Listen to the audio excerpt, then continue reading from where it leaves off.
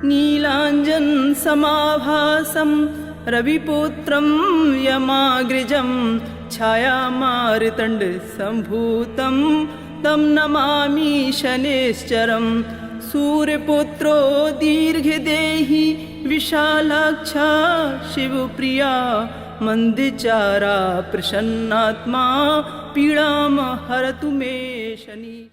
जो राजा नल है, राजा नल बने कैसे, दमयंती दमयंती बनी कैसे? असल में पूर्व जन्म में ये दोनों भील और भीलनी थे, जो अक्सर जंगल में रहा करते थे और शिवजी के परम भक्त थे।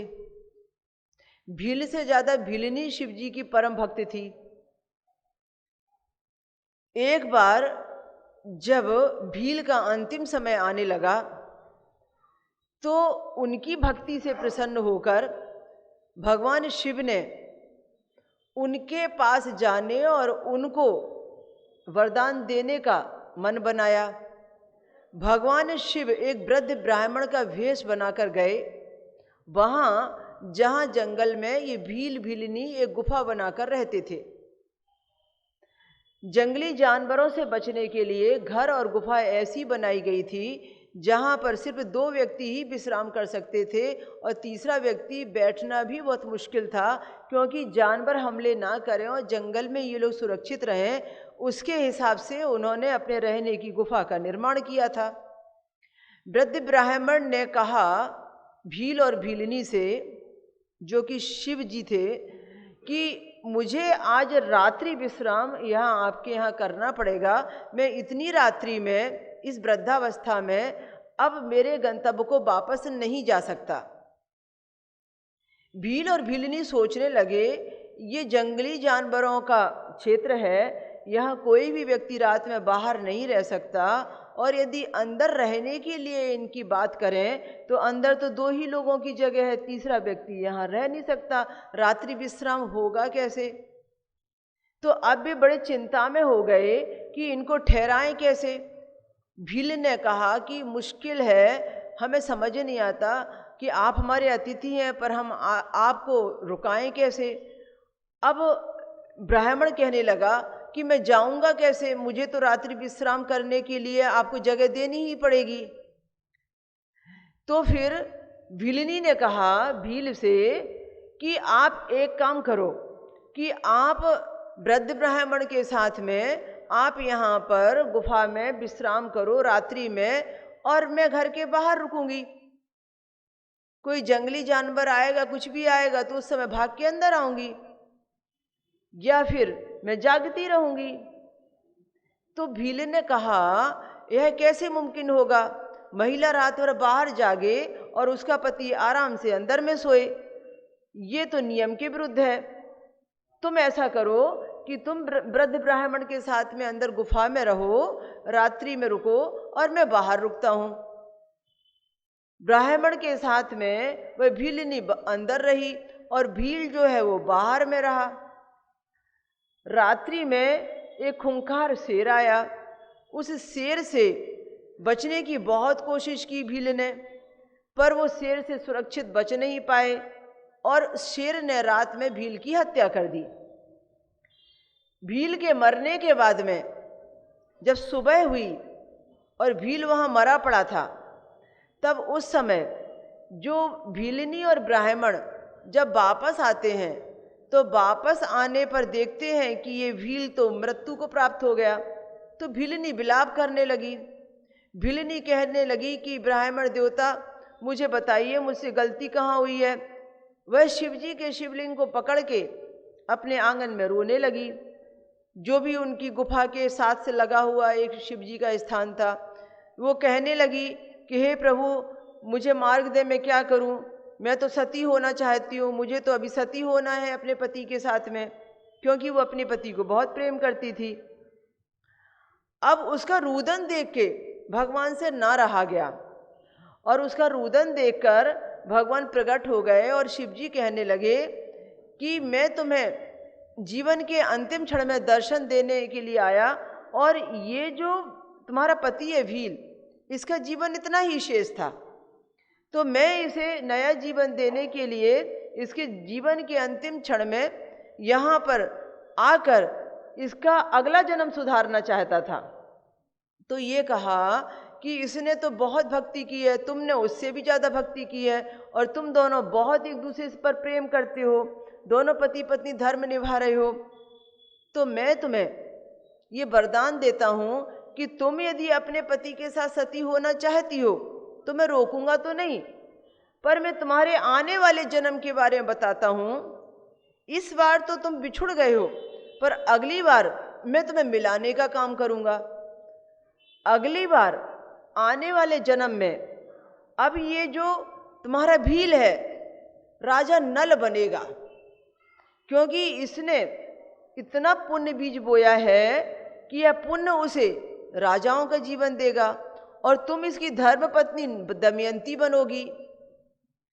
तुम जिस राजा के यहाँ जन्म लोगी उस राजा का क्षेत्र, और ये जिस राजा के यहाँ जन्म लेगा उस राजा का क्षेत्र बहुत दूर रहेगा, और तुम दोनों को मिलाने का काम मैं करूँगा।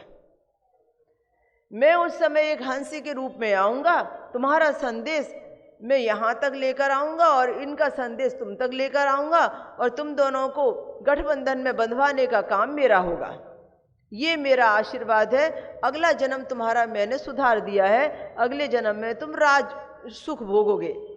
ये नल दमयंती की कहानी जो आपने किसी ने नहीं सुनी होगी, ये मैंने शनि पुराण से लेकर आपको बताई। अब यहाँ पर राजा नल बने, राजा नल के साथ में दमयंती भी राजकुमारी बनी। दमयंती की खूबसूरती के सिक्के जो चर्चे थे वो तो बहुत दूर दूर तक फैले थे। कहा जाता है कि देवता गण तक उसकी चर्चाएं करते थे कि दमयंती इतनी खूबसूरत है। इधर राजा नल भी सोचते थे कि मुझे कभी दमयंती से मिलना है और मैं कभी दमयंती को अपनी रानी बनाऊंगा। दमयंती के पास में हंस रूप में राजा नल की तरफ से एक हंस आया। उस हंस ने एक पर्चा दिया। उस पर्चे में राजा नल ने दमयंती की प्रशंसा लिखी थी और संदेश लिखा था कि मैं दमयंती को अपनी पत्नी बनाना चाहता हूँ। हंस ने जो राजा की प्रशंसा की थी नल की, उससे प्रभावित होकर दमयंती ने भी मन में भाव बनाया कि मेरा स्वयंवर यदि होगा और स्वयंवर में यदि राजा नल भी आएंगे तो मैं राजा नल का ही वरण करूंगी। पहले के दिनों में स्वयंवर की परंपरा थी, स्वयंवर होते थे और स्वयंवर में फिर लड़की चुनाव करती थी अपना वर। तो जब दमयंती बड़ी हुई तो दमयंती के पिता ने भी स्वयंवर रचा और उस स्वयंवर में राजा नल भी आए। अभी राजा नल आए तो स्वयंवर में, पर दमयंती बड़े परेशान थी, चुनूं कैसे, वरण कैसे करूं, क्योंकि उस समय वेश बदलकर देवता भी आए थे राजा नल के और पास बैठे थे और दमयंती के स्वयंवर में। तो ऐसे कहा जाता है कि वो बहुत परेशान हुई कि मैं वरण किसका करूं, और जब समझ में नहीं आया कि मैं वरण किसका करूं तो उसने अपने पिता से असमंजस की बात कही कि मुझे राजा नल के ही कई लोग दिखते हैं, नल के जैसे दिखते हैं, मुझे समझ में नहीं आता इसमें से राजा नल कौन सा है, ये तो सब एक जैसे दिखते हैं। क्योंकि देवता गणों ने ऐसा भेष बनाया था मनुष्यों के जैसा कि दमयंती कहीं भी राजा नल का चयन न करे। अब उसके बाद में उसके पिता ने कहा कि तुम तो विद्वान हो, तुम अपने हिसाब से चयन करो, तुम चुनाव करो, तुम अपने दिल से पूछो, कोई ना कोई मार्ग तुम्हें समझ में आएगा। तब दमयंती ने बहुत विचार करके देखा तो ये जो देवता गण थे जो नल के आसपास बैठे थे और नल के जैसे रूप में थे, उसने देखा कि उनके पैर जमीन पर स्पर्श नहीं हो रहे थे, जमीन से ऊपर थे, हवा में थे, और बाकी जो बैठे थे वो जमीन पर पैर स्पर्श हो रहे थे। तो वो समझ गई कि ये एक बिल्कुल जो इनके जैसा है यही राजा नल है जो जमीन पर पैर टच कर रहे हैं, बाकी जो चार एक जैसे नहीं है वो सब जमीन से स्पर्श नहीं है। तो फिर उसने राजा नल के गले में हार डाल दिया। अब राजा नल के गले में हार डाल दिया तो ऐसा प्रसंग में आता है कि अब जिनका अपमान हुआ, जिनको दमयंती ने चुना नहीं, उन्होंने देवलोक में ये सोचा है कि किसी भी तरीके से ये दमयंती को जो गुरूर हो गया है और राजा नल को जो गुरूर हो गया है, अब शनि का समय आने पर इनके गुरूर को हम तोड़ेंगे।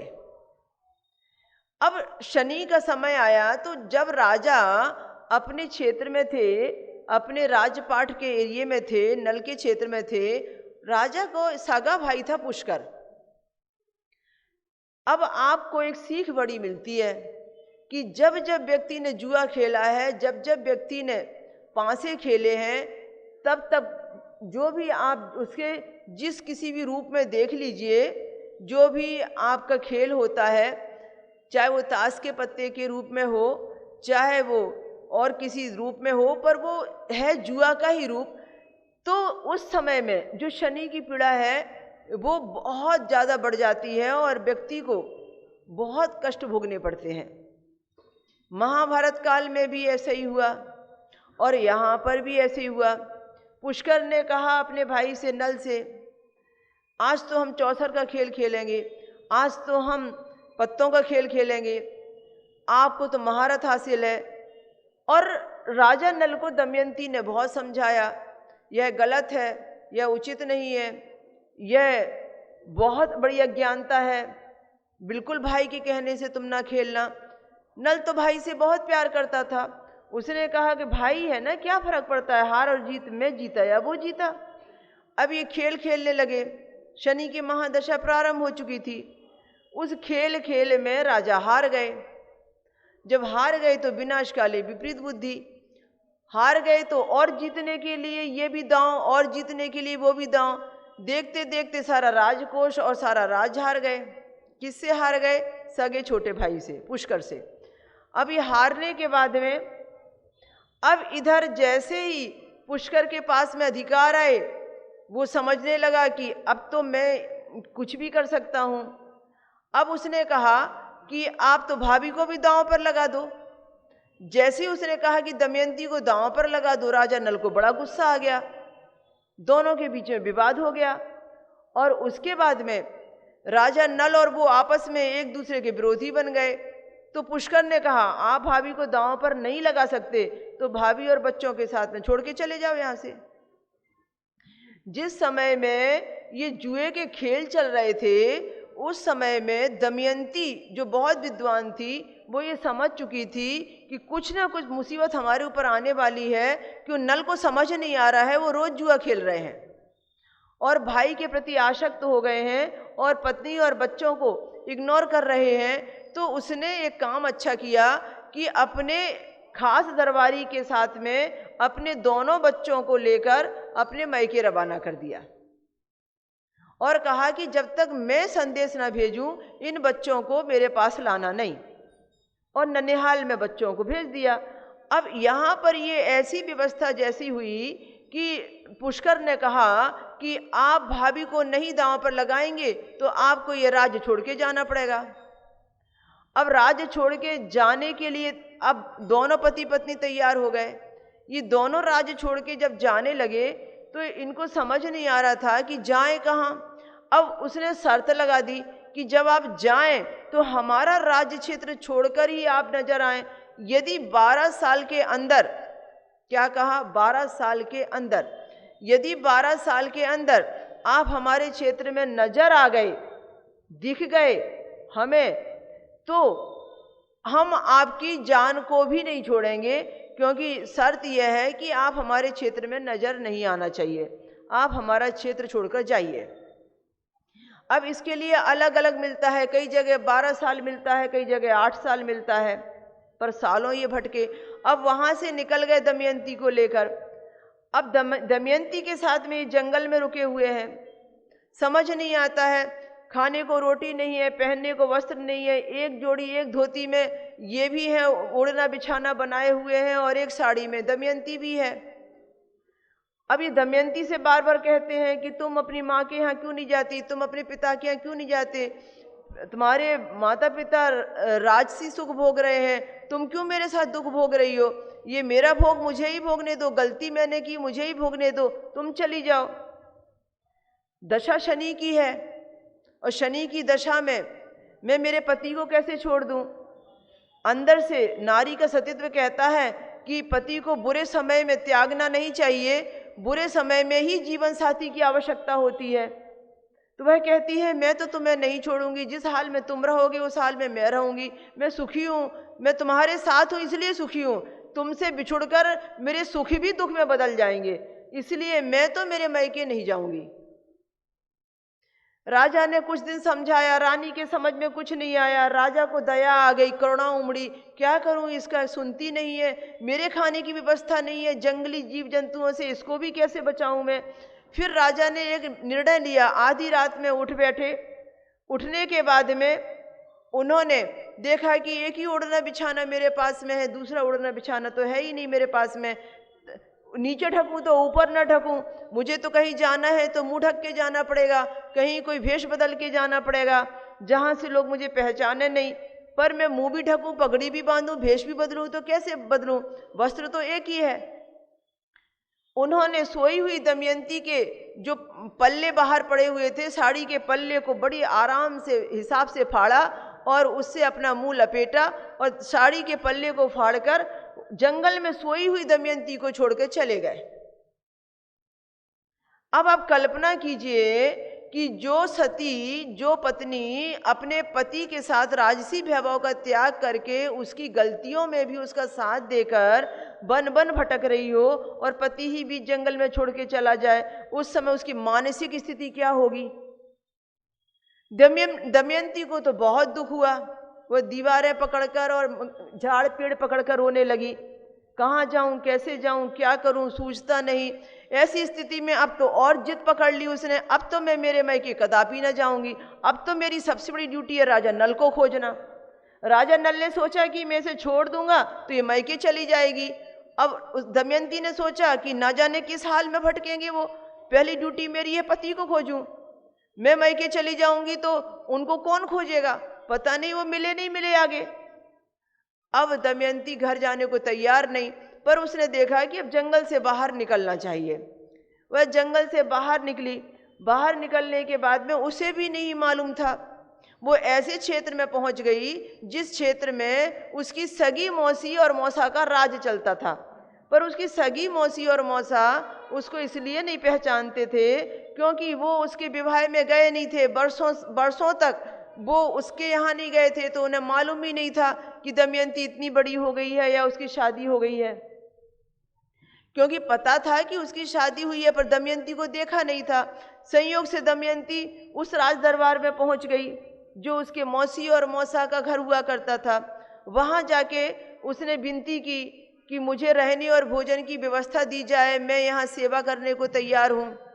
अब वहाँ नौकरी में और चाकर में बन के रहने के लिए वो वहाँ गई है।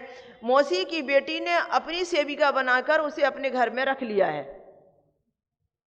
और वहाँ पर वो रहने लगी है। अब यहाँ पर जो राजा है, जो नल का पिता है और जो दमयंती का पिता है, और ख़ास तौर से दमयंती का पिता ये सोचता है कि मुझे अब मेरी बेटी दामाद को खुजवाना चाहिए और जहाँ कहीं भी हो उन्हें वापस लाना चाहिए। नहीं जाएंगे ये अपने घर, पर हमारे क्षेत्र में रहेंगे। अब वहाँ से खोजने के लिए ब्राह्मण निकलते हैं, हर क्षेत्र में जा रहे हैं। इधर राजा नल ने सोचा कि मैं कहीं शरण ले लूँ, तो अयोध्या नगरी में राजा नल पहुँच गए।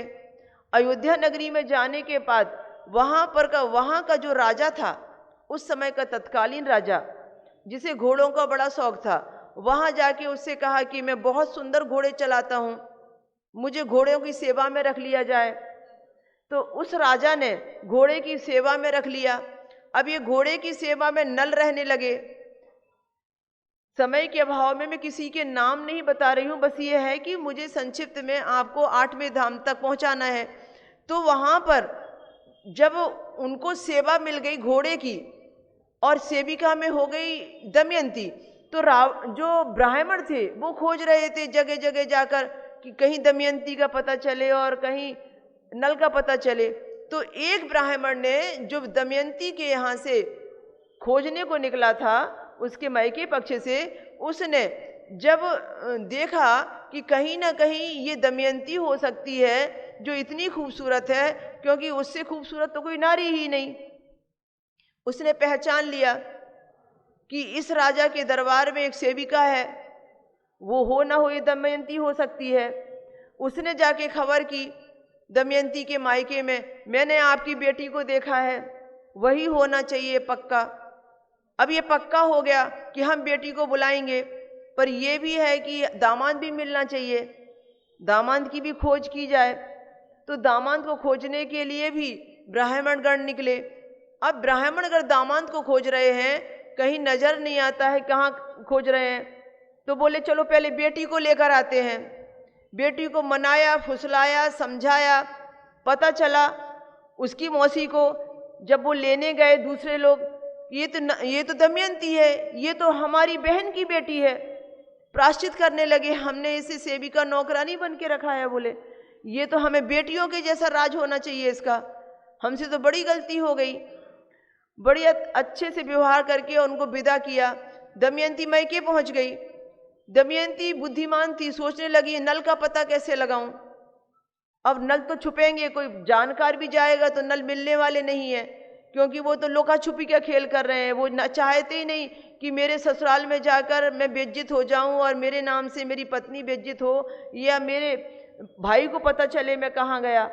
अब उसके बाद में चारों तरफ से खोज खोज के सब परेशान हो गए। तो दमयंती ने अपने पिता से कहा, पिताजी मेरे मन में एक विचार आया है, आप एक काम कीजिए, सब जगह हमारे यहाँ के निमंत्रण भिजवा दीजिए कि दमयंती की अब दूसरी शादी होने वाली है, दमयंती का स्वयंवर होने वाला है, दमयंती के स्वयंवर में भाग लेने के लिए राजा महाराजा पधारे।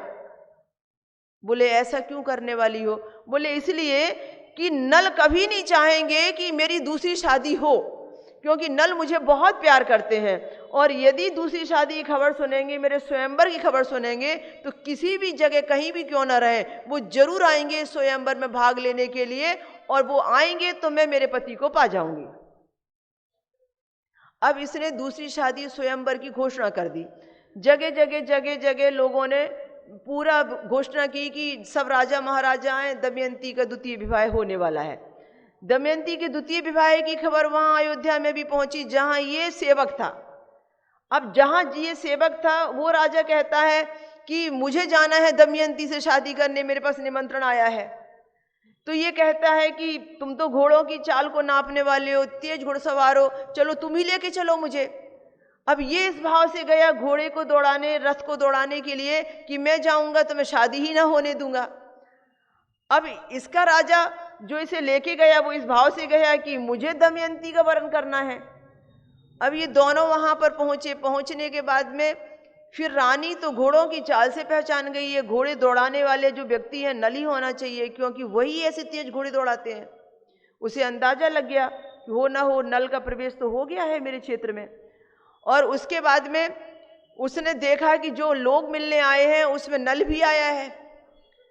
उस नल को पहचान लिया। इसके बीच में तो कथे कहानी बहुत सारे हैं कि नल का रूप बदल गया था, सर्प ने डस लिया था, नल काला हो गया था तो पहचान में नहीं आ रहा था। फिर सर्प ने ये वरदान दिया था कि इस वस्त्र को पहनोगे तो आप बदल जाओगे। बहुत सारे इसके अंदर में छोटे छोटे से प्रसंग हैं कि नल पहचान में नहीं आ रहे थे, फिर वो वस्त्र पहने दिए हुए तो वो सर्पदंश का जो दोष था वो खत्म हुआ और राजा नल खूबसूरत हुए। वो दमयंती के पास पहुंचने के बाद जब तक पहचान में नहीं आए थे वो, क्योंकि उनका रंग रूप आकार सब ऐसा बिगड़ गया था कि खूबसूरती खराब हो गई थी सर्पदंश से। तो इसके बीच में दो तीन प्रसंग और थे। कहने का मतलब यह है कि दमयंती ने जब नल को पा लिया तो दमयंती ने बताया कि मैंने तुम्हें कैसे पाया। अब इसके बीच का संदर्भ दमयंती की जन्म पत्रिका, बेटी की जन्म पत्रिका, बेटे की जन्म पत्रिका और राजा नल की जन्म पत्रिका देखी ज्योतिषाचार्यों ने, और फिर कहा कि देखो ये सारी पत्रिका देखकर ये निश्चित हो गया है कि शनि की महादशा जो प्रारब्ध लेकर आई है, फिर शनि की 7.5 दमयंती की और बच्ची का शनि का ढैया, तीनों ने मेल बनाया है। विनाशकाले विपरीत बुद्धि हुई है, अहंकार टूटा है, और नल दमयंती को जो अलग करने की जो साजिश थी वो भी कामयाब हुई है। तो बोले कारण यही था कि नल और दमयंती बिछुड़ गए, और बोले अब मनाइए शनिदेव को, प्रारब्ध में आप जो करके आए थे अब उसके लिए बाहर निकलिए। उसके लिए पुरोहितों ने बताया, दमयंती से शनि उपासना करवाई, शनि साधना करवाई। जैसे मैंने आपसे कहा ये मंत्र जाप कीजिए, ऐसे ही उससे भी मंत्र जाप करवाए। उसके बाद में फिर कहा कि दमयंती ये प्रण करे कि जैसे ही अनुष्ठान पूरा होगा तो यहाँ पर वो प्राण प्रतिष्ठा करेगी और शनिदेव जी की देवालय की स्थापना करेगी। दमयंती ने वचन दिया। बोले कहाँ स्थापना होगी? बोली अब तो तुम्हारे वो वर्ष पूरे होने जा रहे हैं जो पुष्कर ने तुम्हें वायदा किया था कि अब इतने सालों के बाद तुम नजर आओगे तो कोई क्षति नहीं होगी, पर इतने साल तक दिखना नहीं। और बोले अब तो उसका प्रायश्चित भी चालू हो गया होगा। लोगों को पता लगाया, पुष्कर भी पछता रहा था कि मैंने मेरे भाई के साथ बहुत गलत किया। तो उन्होंने कहा कि राजा नल का जो क्षेत्र है उस क्षेत्र में ही स्थापना करना है। और राजा नल के क्षेत्र में शनिदेव की स्थापना करने का प्रण लिया। व्रत पूरे हुए, स्थापना का दिन नजदीक आया और उसी समय कहते हैं कि जिस समय स्थापना का दिन नजदीक आया उसी समय राजा नल से दमयंती का मिलन हुआ। अलग अलग तरह से अलग अलग प्रसंग हैं। एक प्रसंग में ऐसा कहा गया है कि दमयंती प्राण प्रतिष्ठा में व्यस्त थी। प्राण प्रतिष्ठा में भगवान की आंखों पर पट्टी बंधी हुई थी, सामने में आईना रखा हुआ था। अभी आईना रखा है और ब्राह्मण लोग आंखों की पट्टी खोल रहे हैं। जैसे प्राण प्रतिष्ठा में नियम है कि जब प्राण प्रतिष्ठा हो जाती है तो आंखों में बंद पट्टी जो होती है मूर्ति की, प्रतिमा की, वो खोली जाती है और आईने में वो मूर्ति पहले पहले देखती है वो प्राण प्रतिष्ठा वाली मूर्ति। ऐसा ही हो रहा था। दमयंती बहुत विनती कर रही थी, मेरे इतने व्रत पूरे हो गए, मैंने इतने अनुष्ठान किए, मैंने इतनी प्रार्थनाएं की, इतने जाप किए, पर मेरे पति के दर्शन मुझे नहीं हुए। मेरे पति के दर्शन कब होंगे प्रभु? बहुत बिलख रही थी, अंदर से बहुत रुदन कर रही थी। अब तो आपके अंदर प्राण भी आ गए, आप प्रतिष्ठित होने वाले हैं, आप सबको देखने वाले हैं। मैं मेरे नल को कब देखूंगी? मेरे नल तो मुझे दिखाई नहीं देते। मेरी ज़िंदगी में खुशियाँ कब आएंगी? मेरा जीवन बिछुड़ने से कब मुक्त होगा? वो बहुत अंदर से तड़प रही थी कि क्या करूं, कैसे करूं, कहाँ जाऊं, मैं कौन सा पुण्य करूं, कौन सा जब तब करूं कि नल के दर्शन हो, मैं मेरे बच्चों को उसके पिता का प्यार दे पाऊं और मैं मेरे नल को देखूं और मेरी तड़प खत्म हो। अब इधर वो करुणामय बनी थी, दिल में बहुत रुदन था, बार बार एक ही बात बोल रही थी कि आपके प्राण वापस आ गए, मेरे प्राण कब वापस आएंगे? मैं तो नल को देखे बिना जीवित नहीं रहूंगी। यदि आज भी मैंने नल के दर्शन नहीं किए तो वो दिन कब आएगा कि जो मैं नल के दर्शन करूंगी? आपकी मूर्ति में प्राण प्रतिष्ठा हो रही है, आपके प्राण वापस आ रहे हैं, मूर्ति को दर्शन का लाभ और मूर्ति के दर्शन का लाभ सारी दुनिया ले रही है, तो नल को भी तो होना चाहिए ना मेरे साथ यहाँ जोड़ी से कि जो इतना बड़ा देवालय बनने जा रहा है, प्रतिष्ठा होने जा रही है, तो मैं आधी अधूरी कैसे रहूंगी? मुझे भी तो नल के साथ ही प्रतिष्ठा करने का सौभाग्य मिलना चाहिए। मेरी पुण्य पूंजी और कब तक परीक्षा लेगी? मुझे कब ये पुण्य का फल मिलेगा? दमयंती अंदर से बहुत कमजोर होते जा रही थी। शनि महाराज जी को तो बहुत दया आ रही थी उसके ऊपर में। नल उस समय खोजते खोजते खोजते खोजते उस स्थान पर पहुंच गए जिस स्थान पर ये उत्सव चल रहा था। कहते हैं कि साउथ में 2.5 साल के बाद में शनि पलट होता है, राशि परिवर्तन होता है, उस समय तिरुनल्लार में ये उत्सव मनाया जाता है, परंपरा है। तो ये उत्सव के समय नल पहुंच गए कि प्राण प्रतिष्ठा होने वाली है। देख रहे किसने कराई, क्यों कराई, क्या चल रहा है, क्या महोत्सव चल रहा है। किसी ने कहा कि वो दमयंती है, बोले वो दमयंती प्राण प्रतिष्ठा करा रही है, वो पुष्कर राज्य की है, वो लोग अलग अलग बखान कर रहे हैं। एक नारी है, बोले वो स्थापना करा रही है, उसने भक्ति की है, आज उसकी पूर्णाहुति है, शनिदेव जी का मंदिर बनेगा, यहाँ भगवान दर्शन देने वाले हैं, सबको बंटवारा होगा, बहुत धन बटेगा, कपड़े आएंगे, सब अन्न बटेगा, सब जिसको लूटना है, जिसको लेना है, जिसको पाना है, सब आ जाओ। ऐसे करके वो सब जगह बहुत सारा सब प्रचार प्रसार चल रहा था। नल को भी लगा मैं भी चला जाता हूँ, मैं भी देख लेता हूँ उत्सव में क्या उत्सव होने जा रहा है, कौन कर रहा है उत्सव। देखता है यार ये तो दमयंती है, हैरान रह जाता है कि उत्सव में प्राण प्रतिष्ठा कराने वाली तो दमयंती है और ये देख रहा है कि वो आईना रखा है, ये देख रहा है सामने में मूर्ति के दमयंती बैठी है, रुदन कर रही है, उसकी बेटी भी पास में बैठी है और आंखों पर पट्टी शनिदेव की बंधी है। दमयंती बार बार कह रही है आपके अंदर प्राण आ गए, मेरे प्राण कब आएंगे। और उसके बाद में दमयंती देखती है आईने के पीछे में नल खड़े हुए हैं और जैसे शनिदेव आईने में दिख रहे हैं, ठीक शनिदेव के साथ नल भी उनको आईने में दिखने लगे। जैसे शनिदेव आईने में दिख रहे थे और वो झांक रहे हैं कि कौन है, कहाँ है, क्या मूर्ति है, तो वो मूर्ति के साथ साथ शनिदेव भी दिखने लगे। अभी दमयंती को तो भरोसा ही नहीं हो रहा है, मैं कोई सपना तो नहीं देख रही हूँ, ये नल यहाँ कैसे आ सकते हैं, क्या सही में ये नल है। शनिदेव नल बनकर तो नहीं दिख रहे हैं, नल और शनिदेव में अंतर कैसे नहीं कर पा रही हूँ, उसको यकीन ही नहीं हो रहा है। पर ये देखती है कि बार बार आईने में जब नल दिखते हैं तो उसे लगता है कि नहीं ये सपना सच है। और उसने ऊपर आंख उठा के देखा तो वो तो नल थे और वो उतावली हो पागल सी उठ खड़ी हुई और शनिदेव जी की आंखों की पट्टी यहाँ पुरोहित ने खोली और वहाँ पर वो दमयंती नल से जैसे जो बिछड़े हुए व्यक्ति मिलते हैं उस तरीके से वो बिछड़ी हुई मिली और रोने लगी। तुम मुझे छोड़कर कहाँ चले गए थे, तुमने मुझे छोड़ दिया और तुमने ये नहीं सोचा कि पत्नी हमेशा पति के साथ ही खुश रहती है, ऐशो आराम में खुश नहीं रह सकती। तुम मुझे दुख में भी रखते थे तो भी मुझे संतोष था कि मैं तुम्हारे साथ हूँ, तुम मेरे साथ हो। तुम मुझे छोड़ के कहाँ चले गए थे, मैंने तुम्हें पाने के लिए क्या क्या नहीं किया, मैंने कितने विधि विधान उपास किए, मैंने कैसे शनिदेव को मनाया। आज मेरे शनिदेव जी यहाँ आए तो तुम्हें लेकर आए हैं। मैं तो धन्य हो गई कि सुबह का भूला शाम को घर आ गया है। अब हमें कहीं नहीं जाना है, हमारी अवधि खत्म हो गई है, अब हमें शनिदेव जी का दिया सब कुछ मिल गया है।